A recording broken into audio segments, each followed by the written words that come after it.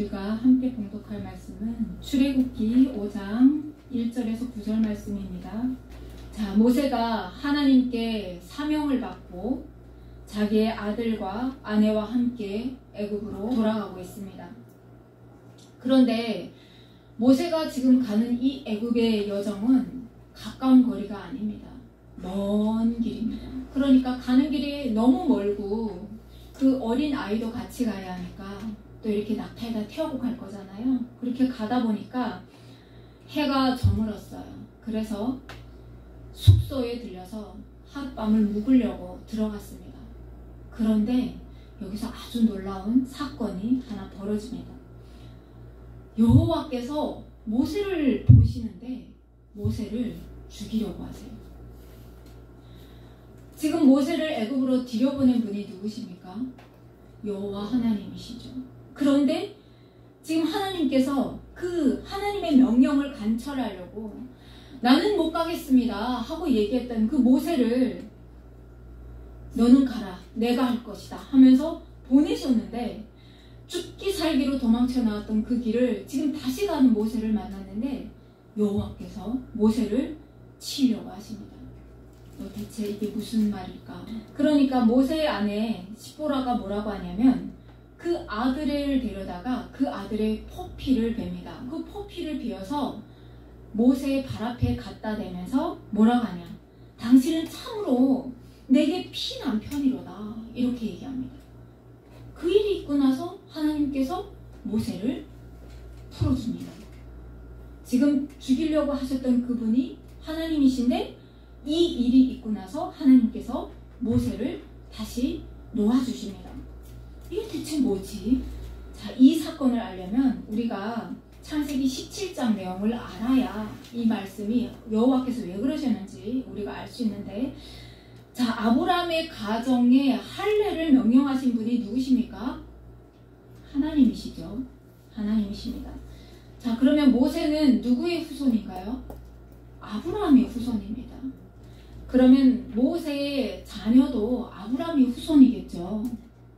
창세기 17장 1절 이하의 내용에 보면 하나님께서 15장에서 아브라함에게 이런 말씀을 하십니다. 자, 롯을 구하고 나서 그 후가가 두려워서 안절부절 못하는 그 아브라함에게 여호와 하나님이 나타나셔서 아브라함아 두려워 말라, 내가 너에게 큰 상급이다 그렇게 말씀하시는 거예요. 그때 아브라함이 뭐라고 하냐면 그 상급을 이어줄 대가 없는데, 기억하십니까? 이어줄 대가 없는데 자녀 하나 없는, 그 당시에는 이스마엘도 없는 그런 아브라함이란 말이에요. 아들이 하나도 없어요.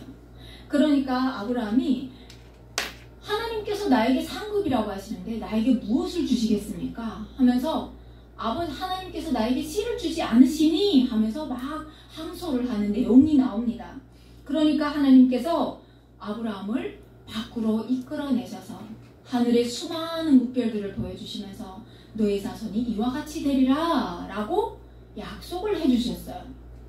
그러면서 그때 가나안 땅을 주마 하는 약속도 주시면서 그걸 믿지 못하는 아브라함에게 너의 자손이 이방인에게 고통을 받다가 4대째 만에 돌아올 것이다 이런 약속들을 막 주셨던 장이에요. 그런데 아이를 기다리고 기다려도 아이가 생기지 않는 거예요. 자, 그러니까 아이를 낳지 못하는 그 아브라함의 아내 사레의 입장에서는 아주 너무나도 답답한 심정인 거예요. 그래서 사레가 어떻게 하냐면 자기가 애굽에서 받았던 그 여종 하가를 아브라함에게 보냅니다. 아브라함에 보내면서 나에게 아이가 생기지 않으니까 이 하가를 통해서 내가 내 무릎에 자녀를 두리라 라고 얘기를 하는 거예요. 그래서 하갈이 낳은 아이가 누구냐? 이스마엘이에요. 이스마엘. 자, 아브라함이 아주 늦은 나이에 지금 이스마엘을 받았어요. 그러니 얼마나 기뻤겠어요. 하나님이 주신 그 아이가 드디어 나에게 왔구나 하면서 막 기뻐하시는데 17장에 하나님께서 아브라함에게 나타나시는 거예요. 그때 아브라함의 나이가 몇 살이었냐? 99살입니다. 그리고 이스마엘은 몇 살이냐? 13살 되던 해예요. 자, 나타나셔가지고 하나님께서 말씀하십니다. 너는 내 앞에서 완전하라 이렇게 얘기하십니다. 그러면서 나는 여호와다 이렇게 말씀하시면서 하나님의 그 말씀을 기다리지 못했던 아브라함을 지금 혼내시는 거예요. 그러시면서 다시 그때 언약을 맺습니다. 자, 이 사례가 89세 되는 나이예요. 아브라함이 99세 되는 나이예요. 그때 하나님께서 다시 언약을 하시는 거예요. 자, 사례가 아직 잉태도 하지 않았는데 하나님께서 사례가 아이를 낳을 건데 그 아이 이름을 이삭이라 하라 이름까지 지어주시면서 그 아이가 태어나거든 내가 그 아이와 언약을 맺겠다 하면서 그 언약의 증표는 할례다 라고 하시면서 99세 되는 아브라함에게 너희 집의 모든 남자들을 이방인에게서 돈을 주고 산 그 남자들까지 다 할례를 받으라 라고 명령하셨어요. 자, 이 할례를 받지 않는 사람들은 하나님께서 뭐라고 하시냐면 할례를 받지 않는 사람은 하나님의 이 언약에서 끊어진다고 말씀하셨어요. 자, 이런 약속을 주셨어요. 그런데 모세는 어디에 있었나요? 지금 미디안 광야에 있었다는 거죠. 미디안 광야라는 것은 이방인의 거기에 모세 혼자 가서 살았던 거예요. 그러니까 아이를 낳았지만 그 아이에게 지금 할례를 행하지 않았던 거죠. 그래서 하나님께서 할례를 행하지 않으면 뭐가 된다고요? 하나님의 언약에서 끊어지잖아요. 끊어지니까 하나님께서 나타나셔가지고 그 명령에 순종 안 한, 그 언약에 순종 안 한 모세를 치려고 했던 거죠. 자, 이제 그래서 십보라가 이 상황을 아니까 재빨리 그 아들의 할례를 행해서 하나님의 그 노여움으로부터 다 풀려났습니다. 그리고 하나님께서 또 이렇게 아론에게 나타나셔가지고 말씀합니다. 광야에 가서 모세를 맞으라 하고 얘기합니다. 이 아론은 누구냐? 모세의 친형이에요. 친형. 그런데 40년 만에 하나님께서 아론에게 80세 된 그 모세를 맞으라 하고 명령하는 겁니다. 또 사람은 어떻습니까? 눈에 보이지 않는 이적과 기적이 없으면 잘 안 믿죠. 그렇죠. 그래서 모세가 하나님께서 행하셨던 그 이적들을 다 보여줍니다. 이스라엘 자손을 찾으시고 자기들의 고난을 살피셨다. 이런 것들을 듣게 되겠죠. 그래서 그 이스라엘 백성들한테 가서 또 이렇게 보여주는 겁니다. 보여주는 거예요. 그러니 어떻겠습니까? 이스라엘 백성들이 너무너무 기쁜 거예요. 아, 모세가 하나님이 보내신 특사구나. 그래서 너무너무 기쁩니다. 이스라엘 백성들이 뭘 가졌을까요? 희망을 가지겠죠. 희망. 그 어려운 노역과 정말 그 고통 속에서 살던 이스라엘 백성인데, 아, 드디어 우리의 신이 우리의 기도를 들으셨구나. 우리를 이제 구원하시겠구나. 자, 이런 그 희망과 소망을 이제 갖기 시작했습니다. 그 후에 모세와 아론이 어디에 서야 합니까? 바로왕 앞에 서야겠죠. 바로왕 앞에 섭니다. 자, 그리고 하나님께서 자기들의 입술에 담아준 그 말씀들을 이제부터 선포합니다. 이스라엘 하나님 여호와께서 이렇게 말씀하시기를 내 백성을 보내라.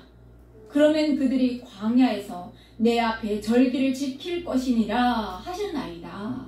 이렇게 하나님께서 이렇게 말씀하셨습니다 하고 바로에게 선포했어요.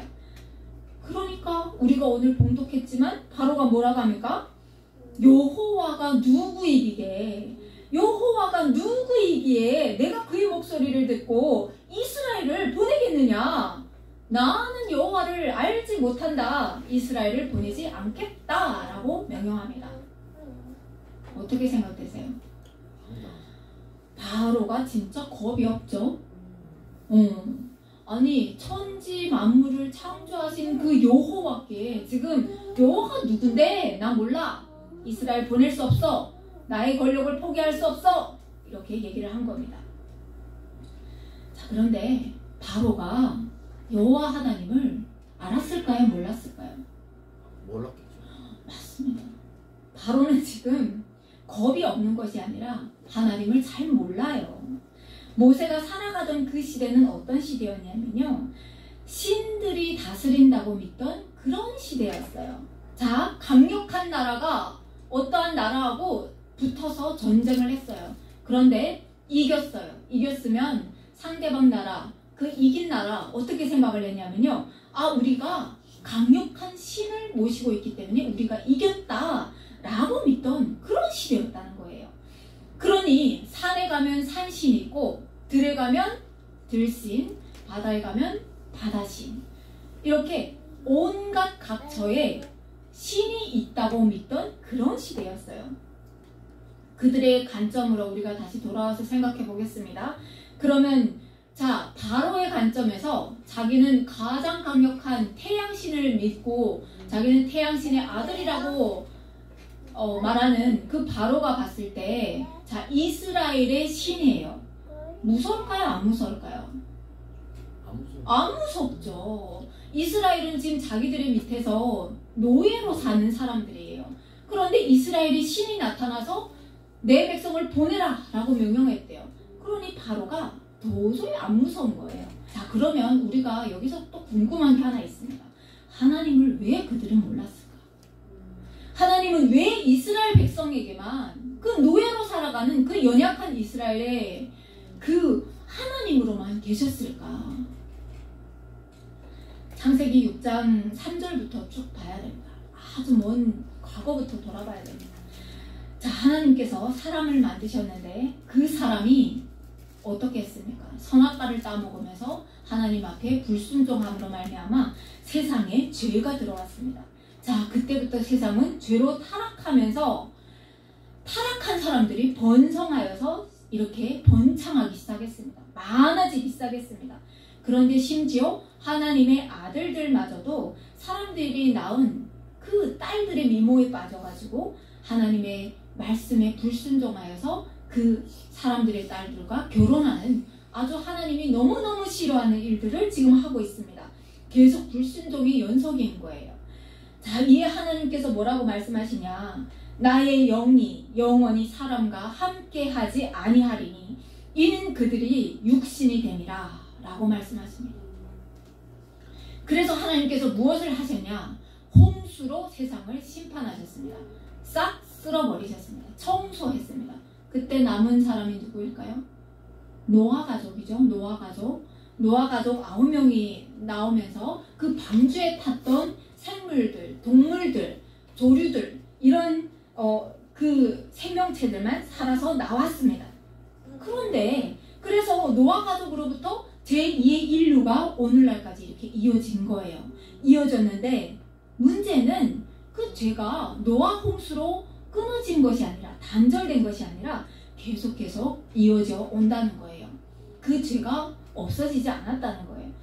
자, 하나님을 정면에서 반역하는 역사가 계속 이어집니다. 바벨탑 사건도 일어나고 계속 일어납니다. 하나님은 이 죄악을 씻을 수 있는 대상이 결국에는 누굽니까?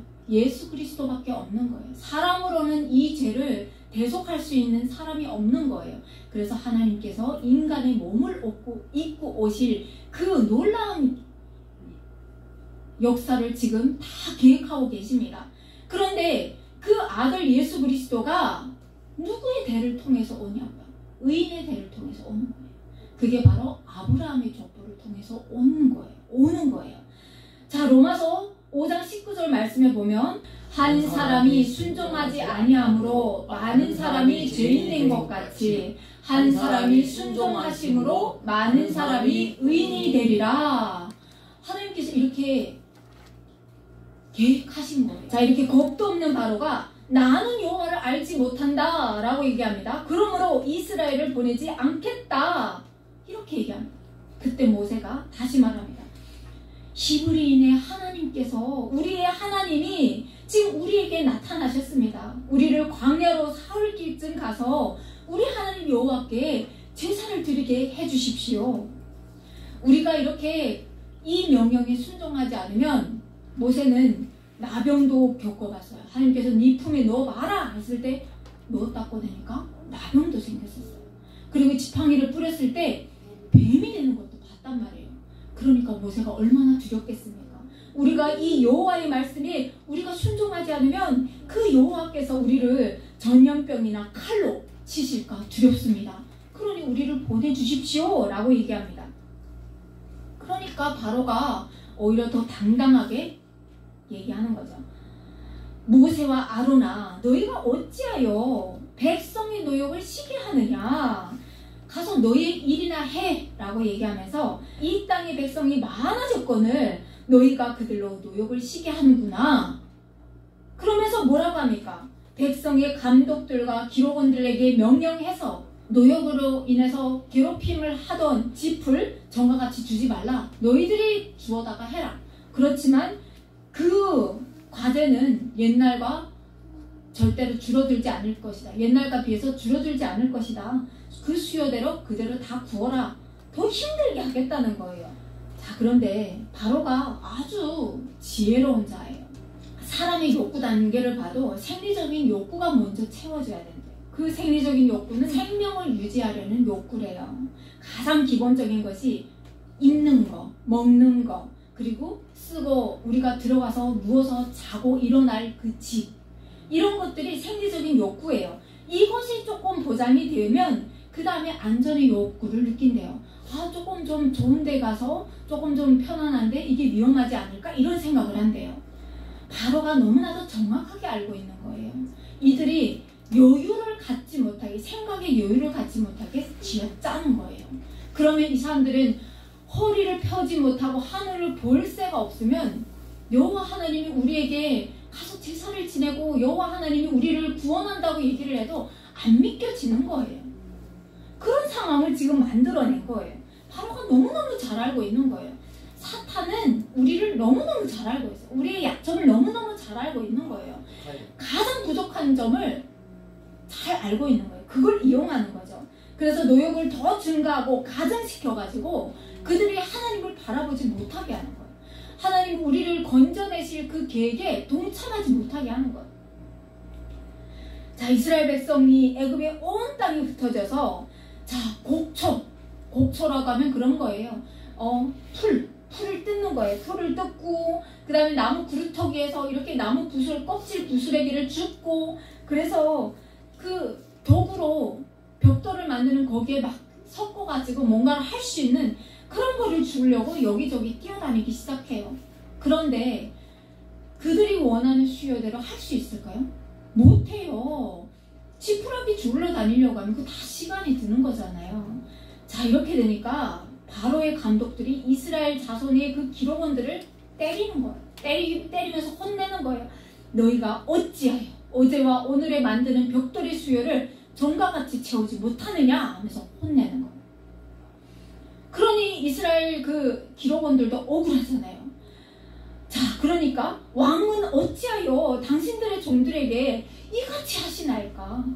당신의 종들에게 짚을 주지 아니하고 그들이 우리에게 벽돌을 만들라 하나이다. 당신의 종들이 매를 맞사오니 이는 당신의 백성들의 죄인이다 마음에서 눈물을 흘리면서 호소를 합니다. 그때 바로가 요때다 하는 거예요. 너무 잘됐다. 그러면서 뭘 이제부터 부추길까요? 모세와 아론을 미워하게끔 부추기는 거예요. 모세와 아론이 말하는 여호와를 미워하도록 부추기는 거예요. 너희가 게을러. 너희가 게으르기 때문에 우리가 가서 여호와께 제사를 드리자 하지 않느냐. 가서 일해라. 너희에게 주지 않을지라도 벽돌은 너희가 수량대로 바칠지니라 라고 얘기를 하는 겁니다. 이스라엘 자손들이 보니까, 자, 이제 모세와 아론이 길에 서 있는 거예요. 그러니까 모세와 아론을 막 이렇게 비난하는 거예요. 너희가 우리를 바로의 눈과 그의 신하의 눈에 미운 것이 되게 하고 그들의 손에 칼을 주어서 우리를 죽이게 하는구나. 여호와는 너희를 살피시고 판단하기를 원하노라 라고 얘기하는 거예요. 모세와 아론은 누가 보냈나요? 하나님이 보냈잖아요. 그런데 하나님의 종으로 보낸받은 모세와 아론이 지금 그 이스라엘 백성에게 지금 비난거리가 되고 진짜 오히려 그 돌멩이를 맞아가지고 아주 그냥 죽을 위기에 있는 거예요. 모세가 얼마나 속상할까요? 자, 과거에 있었던 일과 지금 똑같은 일이 벌어지고 있는 거예요. 자기 동족을, 자기 형제를 죽이는 애국 감독을 죽여서 모래 속에 감췄더니 그 이튿날 자기 형제가 뭐라고 합니까? 어제처럼 나를 죽여서 고발하려고 하느냐? 그러면서 오히려 모세를 위험하게 만드는 그 상황이 지금 똑같이 반복되고 있는 거예요. 자, 그래서 모세가 하나님 앞에 기도합니다. 주여, 어찌하여 이 백성이 학대를 당하게 하셨나이까? 어찌하여 나를 보내셨나이까? 내가 바로에게 들어가서 주의 이름으로 말한 후로부터 그가 이 백성을 더 학대하며 주께서 주의 백성을 구원하지 아니하십니다. 이러면서 그 속상함을 하나님 앞에 토로합니다. 그런데 하나님께서 모세에게 뭐라고 말씀하시냐면요. 이제 내가 바로에게 하는 일을 내가 보리라. 강한 손으로 말미암아 바로가 그들을 보내리라.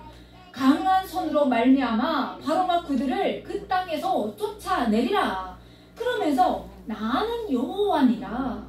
내가 아브라함과 이삭과 야곱에게 전능의 하나님으로 나타났으나 나의 이름을 여호와로는 그들에게 알리지 아니하였다. 내가 애굽 사람의 무거운 짐 밑에서 너희를 빼내며 그들의 노역에서 너희를 건지며 편팔과 여러 큰 심판들로 너희를 속량하여 너희를 내 백성으로 삼고 나는 너희의 하나님이 되리니 나는 애굽 사람의 무거운 짐 밑에서 너희를 빼낸 너희의 하나님인 줄을 알게 하리라. 자, 모세가 이 말씀을 갖고 이스라엘 백성에게 여호와 하나님이 나타났다니까요. 우리 신 여호와께서 나타났다니까요. 아브라함의 하나님, 이삭의 하나님, 야곱의 하나님이 나타났다니까요. 우리를 건지신대요 라고 얘기하는데 이스라엘 백성은 마음이 이미 상했어요. 애국 감독들이 막 때리고 그 고난을 주니까 마음이 상했어요. 자, 사람은 뭘 원합니까? 우리의 신이 나타났다고? 그러면 뭘 하길 원합니까? 바로 이 자리에서 번쩍 들어서 이 고역으로부터, 이 노역으로부터 건져내기를 원하죠. 그래서 이스라엘 백성들도 모세가 얘기하는 그 말에 위로를 받지 못합니다. 마음이 상해가지고 처음엔 당장이라도 이 노역과 고달픔에서 해방되는 줄 알았는데 오히려 그 고난이 핍박이 더 되니까 안 듣습니다. 모세의 말을 안 듣습니다. 그래서 너무 속상해하는 그 모세에게 하나님께서 또 명령하시는 거예요. 뭐라고 명령하냐? 들어가서 애굽 왕 바로에게 말하여 이스라엘 자손을 그 땅에서 내보내게 하라. 가서 또 말하래요. 그러니까 모세가 어떻게 했을까요? 하나님 못하겠습니다. 그랬겠죠. 네, 이스라엘 자손도 내 말을 듣지 아니하였거든 바로가 어찌 듣겠습니까? 나는 이리 둔한 자입니다. 못하겠어. 모세와 아론이 지금 하나님 앞에 서기까지 얼마나 많은 지금 고난이 지금 있는지 여러분에게 지금 성경은 보여주고 있는 겁니다. 우리가 예수 그리스도 앞에 나가는 그 길들이 확 열려있는 것이 아니라 날마다 시험이 드는 거예요. 그러니까 순탄한 믿음의 여정이 아니라는 거예요. 또 하나님께서 이렇게 주저하고 두려워하는 모세와 아론을 하나님께서 그 대변인으로 세웠다는 것을 하나님께서 지금 보여주시는 거예요. 그들이 용감하고 담대해서 하나님께서 말씀하실 때 김현정에게 북한에 가라 라고 명령하셨을 때 아멘 하고 달려가는 김현정이 아니라 주님 제가 가서 어떻게 합니까? 저 너무 무서워요. 이런 나약한 인간 도저히 하지 못하겠습니다 하는 그 인간에게 하나님은 그런 인간을 들어서 지금 역사하고 계신다는 거예요. 증거하고 있다는 거예요. 자, 그러니까 이스라엘이 지금 이제 앞으로 애굽에서 탈출하는데 성공할 텐데 그건 누가 했다는 거 보여주시는 거예요. 하나님이 하셨다는 거예요. 모세가 한 것이 아니라 아론이 한 것이 아니라 하나님이 하셨다는 것을 지금 계속해서 보여주고 있는 거예요. 이 연약한 인간의 모습을 보여주고 있는 거예요. 하나님께서 말씀하십니다. 볼지어다 내가 너를 바로에게 신같이 되게 하였은즉 내 형 아론은 내 대언자가 되리라. 그때 아브라함과 아론의 나이는 몇 살이라고요? 80세, 83세 되었다는 겁니다. 아주 젊은 나이인가요? 패기가 넘치는 나이인가요? 아니에요. 뭐든지 두려운 나이예요. 우리도 40이 지나고 50대에 들어서면 두려운 거예요. 무서운 거예요. 가라 하면 아이고 내가 무엇을 하겠습니까? 아이고 내가 이제는 여기도 아프고 저기도 고장나고. 그런데 하나님은 가라 명하시는 겁니다. 왜? 네가 하는 게 아니고 내가 할 거니까. 그런 하나님이시니까 하나님께서 명령하시는 겁니다. 자, 오늘 우리가 살면서 보면 정말 수많은 소리들이 들립니다. 수많은 소리가 들리죠. TV를 봐도 그렇고 유튜브를 통해서도 그렇고 신문을 봐도 그렇고 여기저기서 아주 요란한 소리들이 들립니다. 그런데 거기서 우리가 무엇을 들어야 할지 너무너무 헷갈리는 시대를 살아가고 있다는 거죠. 하나님께서는 오늘도 말씀하시는 거예요. 나를 여호와인 줄 알게 하겠다고 말씀하시는 거예요. 나의 연약함, 나의 탐욕, 탐심 이런 것들 내 안에 짓는 그 죄악들을 하나님 앞에 내려놓을 때 그럴 때 하나님께서 말씀하시는 거예요.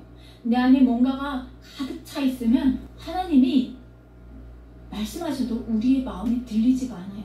그렇지만 우리가 이렇게 하나님 앞에 나왔을 때 오늘도 보면 모세와 아론은 못하겠습니다. 하나님은 가라. 대체 이렇게 상충되는 그 말씀 속에서 우리가 무엇을 들어야 하느냐. 이렇게 연약한 자도 들어서 사용하시는 하나님. 오늘 예배 자리로 부르시는 그 하나님께서 대체 무엇을 하려고 하실까? 나를 통해서 무엇을 하려고 하실까? 이런 것들에 우리가 집중할 때 여호와 하나님께서 나를 여호와인 줄 알게 하겠다라고 말씀하시는 거예요. 내 마음속에 온갖 근심 걱정, 그 잘되고자 하는 그 욕망 이런 것들을 내려놓을 때 나의 호흡을 주장하시는 하나님께서 나에게 무엇을 역사하실까? 이걸 고민하면서 나아갈 때 우리는 하나님의 계획을 알게 된다는 거죠. 영적으로 민감하고 분별력을 갖춘 여러분이 되셔야 된다는 거예요. 북한에 지금 중국에서 북송돼가는 내 고륙들을 보면서 울어야 된다는 거예요. 드라마 보면서 우는 것이 아니라 잡혀나가는 내 고륙들을 보면서 비통해하면서 울어야 된다는 거예요. 그게 하나님이 주시는 눈물이라는 거예요. 깨어있으라는 거죠. 하나님 앞에서. 그 깨어있기 위해서는 우리가 하나님 앞에 있어야 됩니다. 그래야 우리가 깨어있을 수 있어요. 안 그러면 너무나도 요란한 이 세상 속에서 우리가 분별력을 갖출 수가 없는 거예요. 그래서 가장 중요한 것은 첫 번째로 감사하는 것. 오늘도 내 호흡이 있는 것에 감사. 오늘도 내가 살아가는 이 일상에 한 번쯤은 살아보고 싶어하는 우리 탈북민, 제3국에서 고통받는 우리 형제들, 북한에 있는 내 형제, 내 친지, 내 이웃들, 그들을 묵상하면서 감사하는 거예요. 귀여움 뜨는 내 자녀를 보면서 감사하는 거예요. 첫째는 이게 가장 중요합니다. 하나님 앞에 감사하는 삶. 그 다음에 두 번째는 뭐냐면 내가 가지지 못한 것에 대해서 너무나도 막 가지려고 애쓰지 마세요. 그러니까 최선을 다해서 노력을 해야 돼요. 하나님은 부지런한 사람을 들어서 사용하십니다. 게으른 사람은 쓰지 않으세요. 하나님은 부지런하게 날마다 열심히 살 때 남이 가진 것을 노력도 안 하고 가지려고 하는 그것은 탐심이고 탐욕입니다. 그건 죄예요. 그렇지만 내가 오늘 열심히 일하면서 한 푼 한 푼 모으는 것에 감사하면서 사는 것은 하나님이 기뻐하시는 거예요. 우리는 다 청지기예요. 다 하나님 겁니다. 그래서 이렇게 우리가 감사하면서 살아갈 때 하나님께서 더 큰 복을 부어주신다는 거예요. 여러분이 정말로 기도해야 할 때입니다. 지금 정말 심장이 덜컹하는 한 주를 보냈어요. 중국에 잡혀있는 북한 사람들이 잡혀나갔다는 거예요. 100명이. 그래서 정말 얼마나 울고 얼마나 기도했는지 몰라요. 그런데 그 소식이 북한 노무자들을 실어 나간 버스였다는 것을 나중에 알고는 얼마나 기뻤는지 몰라요. 여러분 뭐 해야 되겠습니까? 기도해야겠죠. 그들이 가는 곳이 어디입니까? 내가 태를 먹고 나고 자란 고향이기도 하지만 그들이 배가 고파서 한 줌의 그 밥을 위해서 탈북한 그 여정이 죄가 되어가지고 나가면 죽기도 하고 감옥에 가서 죽고 사형돼 이슬로 사라져가고 이런 말도 안 되는 이런 상황에 처한 우리 고륙들을 보면서 우리가 뭘 해야겠습니까? 하나님을 믿는 자들이라고 하면 이 세상을 통치하시는 하나님께 우리가 기도해야 된다는 거예요. 그게 우리의 사명이에요. 우리 산자들의 몫이에요. 여러분 한 주 살아가실 때 첫째는 감사기도, 두 번째는 내 고향을 위해서 부르짖는 기도, 세 번째는 무엇이겠습니까? 그들이 풀려나길 원해요. 그들에게 생명줄이 가닿기를 원하는 그런 간절한 기도를 드려야 되는 우리가 돼야 된다는 거예요. 그런 여러분들의 삶이 되길 간절히 소망합니다.